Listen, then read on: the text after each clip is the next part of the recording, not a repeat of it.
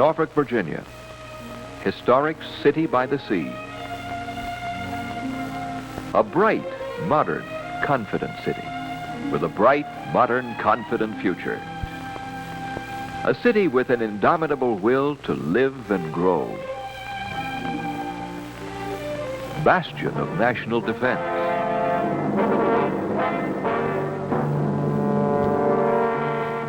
Industrial center rising on Chesapeake Bay. A city proud of its culture, its beauty, and its heritage. Norfolk is a city reborn, deliberately wrecked and then rebuilt out of the rubble of past mistakes. A city rescued from despair by a miracle of urban redevelopment.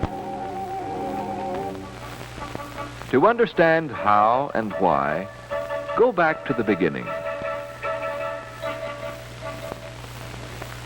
1682, Virginia was a British colony. King Charles II ordered towns built in the colony where ships could load and unload. A site was chosen on the eastern branch of the Elizabeth River. 50 acres of land purchased for 10,000 pounds of tobacco, about $400. Norfolk grew rapidly. Sailing ships soon lined the wharves.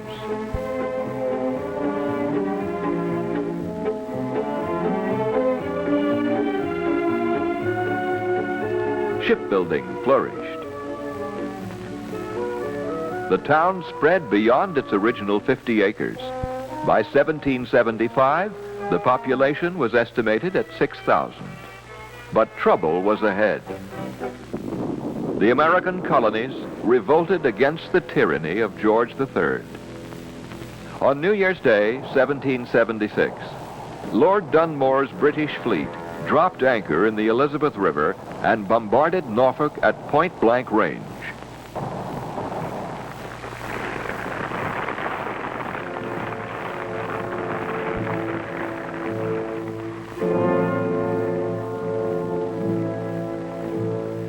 By the 3rd of January, 1776, Norfolk was in ashes. Every home, every business. The only structure spared was old St. Paul's Church, which stands to this day, and where a cannonball from one of Lord Dunmore's cannons remains to this day embedded. For the next 6 years, Norfolk languished in ruins.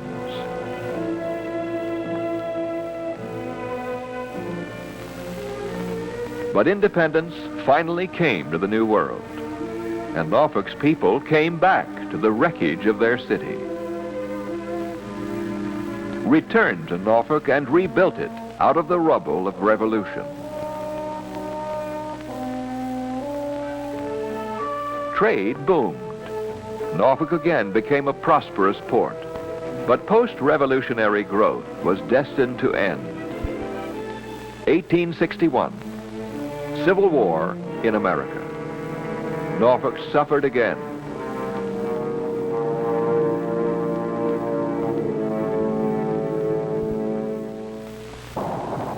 But the city was witness to one event of transcendent importance to its own future, the first battle of ironclad ships. The Confederate ironclad Virginia and the Union ironclad Monitor fought in Hampton Roads. The battle was a draw, but it ushered in the age of iron ships.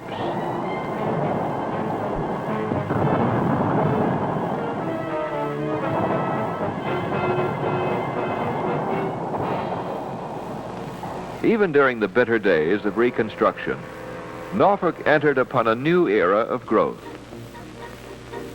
The completion of a network of railroads to the west and south brought the products of those regions: coal, tobacco, and cotton flowing through Norfolk to the markets of the world, and the products of the world flowing through Norfolk to cities in the interior. Iron ships needed deep water and rail connections. Norfolk had both. By the turn of the 20th century, Norfolk was again prosperous and growing. Its well-to-do merchants and professional people moved to impressive new homes in new sections on the edge of the city. And the middle classes, the tradesmen, craftsmen, and small shopkeepers, moved into the houses the well-to-do vacated. The less well-to-do moved into the homes surrounding the downtown business district, homes that were already beginning to show signs of neglect. Those on the bottom rung of the economic ladder lived on the fringes of the old section.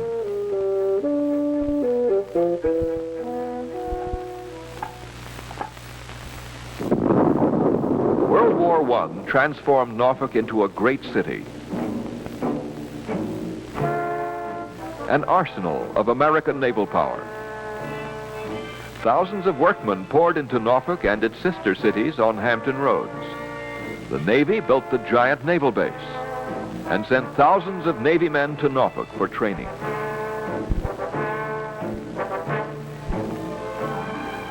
Housing was desperately short.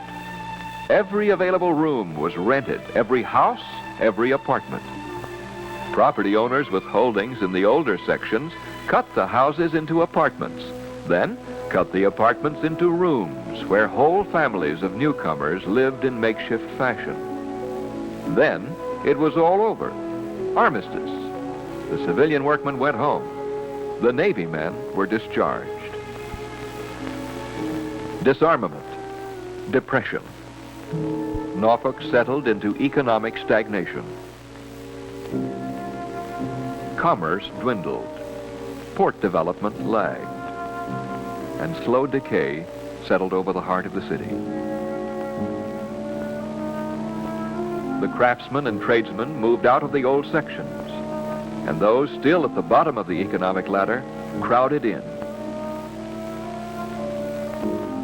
Then, as hard times hit harder, crowded more closely.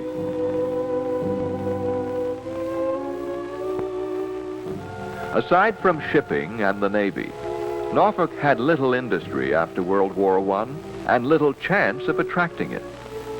The very waterways which had made it a great port during the age of coastwise shipping became unbridged barriers to its prosperity and its future in the age of the automobile and the truck. From neighboring Portsmouth, Newport News, Hampton, and the Eastern Shore, Norfolk could be reached only by ferries. Norfolk was all but an island city, cut off from its neighbors, its 19th century design outmoded by 20th century demands. The city stagnated economically, crumbled physically, degenerated socially. Norfolk wondered why crime mounted, and in 1937 appointed a committee of leading citizens to find out. Mr. Charles L. Kaufman was chairman of that committee.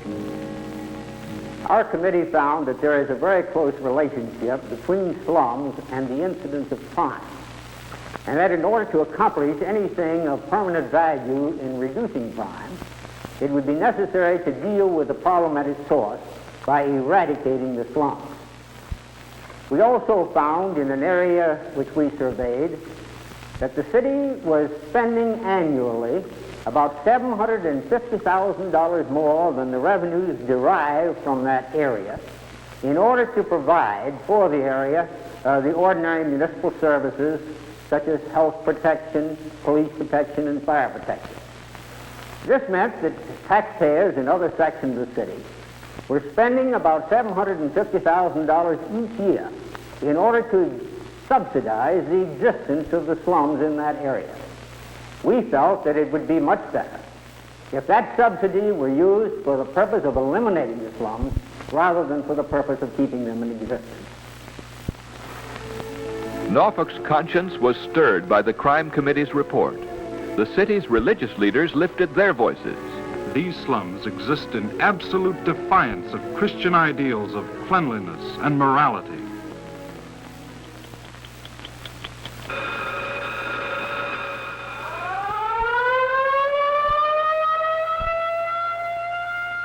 war in Europe. In Washington, emphasis shifted from New Deal to national defense. Norfolk became literally a conscripted city. The World War I boom in defense construction was magnified 10 times over. Again, an acute housing shortage developed. July 30th, 1940, a date that looms large in the history of Norfolk. City Council passed an ordinance creating the Norfolk Housing Authority. The authority went to work. In conjunction with the Federal Public Housing Administration and other defense agencies, it supplied 3,462 wartime dwellings, more than 1,000 of them permanent homes. Norfolk in World War II was a city submerged under a flood tide of servicemen.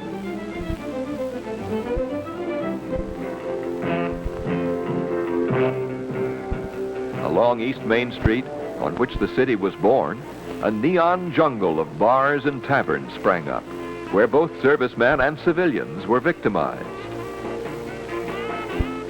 Norfolk's reputation was blackened. Its very name became an epithet.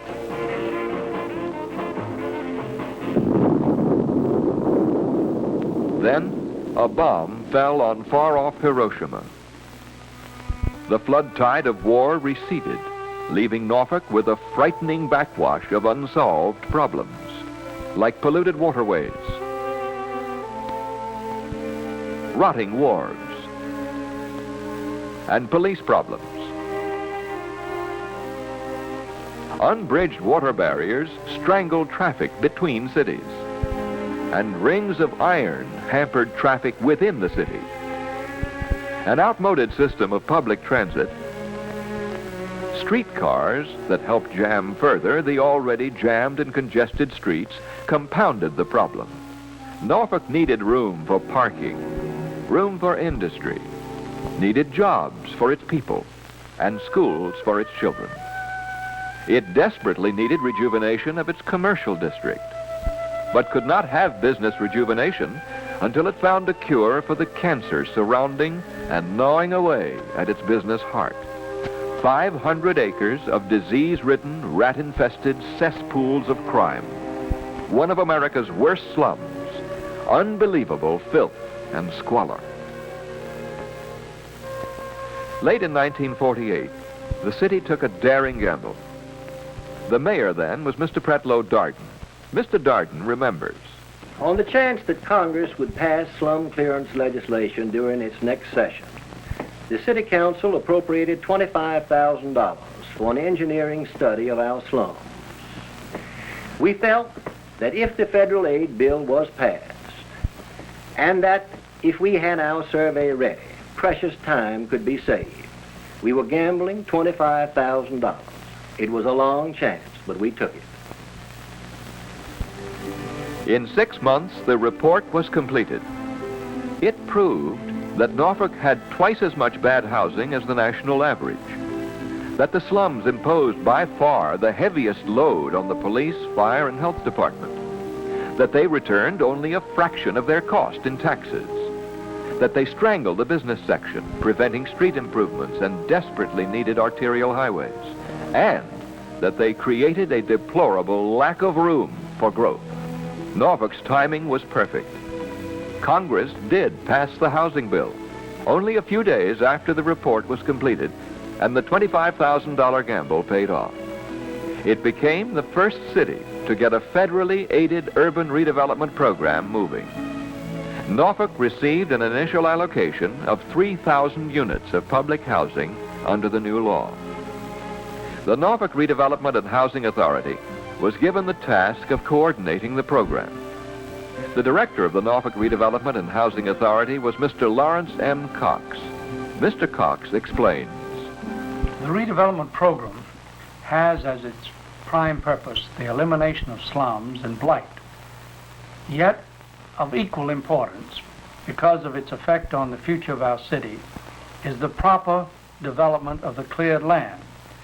Now, we are extremely sensitive of our obligation to see that this cleared land is developed to its highest and best potential. program of redevelopment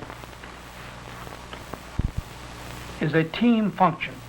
The Redevelopment and Housing Authority, the City Council, and the City Planning Commission comprise that team.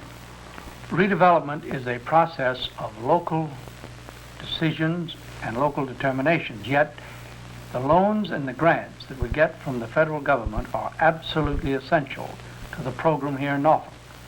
Now, once a project or a redevelopment plan is adopted by the authority, approved by the Planning Commission and by the City Council, the authority goes into action, begins the process of buying the land, moving the families, demolishing the buildings, putting in the public works and improvements to equip the land for the new uses, and ultimately selling the land. For its pioneer venture in slum clearance and redevelopment, the authority selected 123 acres of uptown slums and designated the area as Redevelopment Project Number 1.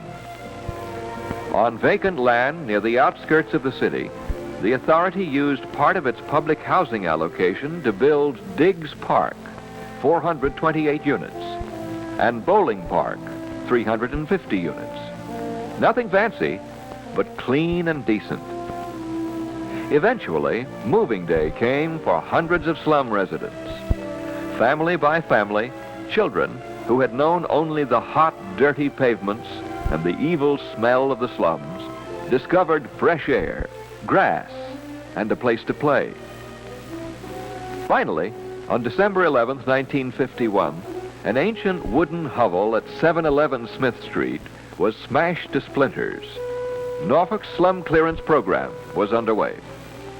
In the months that followed, the 123 acres in Redevelopment Project Number 1 and 66 miserable acres adjacent to it were reduced to rubble, leveled by clamshell,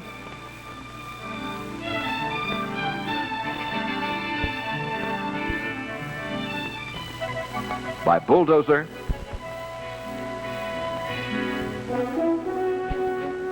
by wrecking ball, by cable,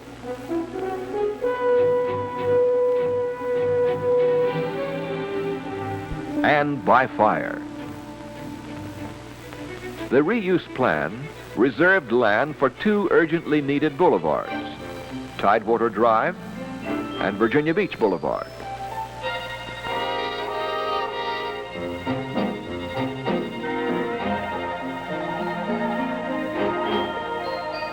And for widening the principal streets in the project area.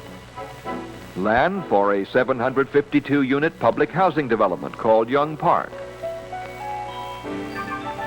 Other land for municipal improvements.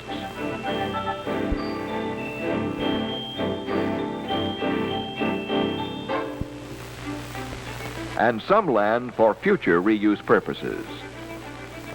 25% of the project along Tidewater Drive was allocated for commercial development.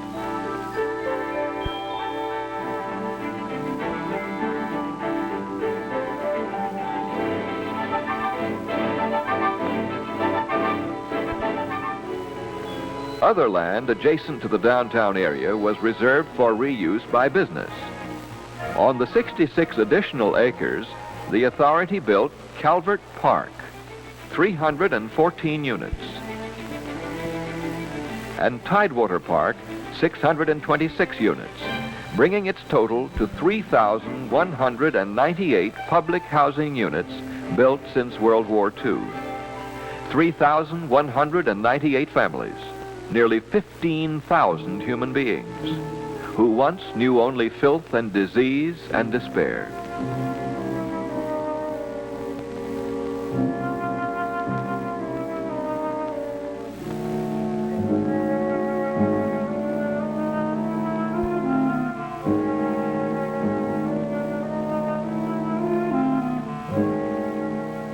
"15,000 human beings uplifted, relocated to clean, healthful surroundings amid an atmosphere of hope."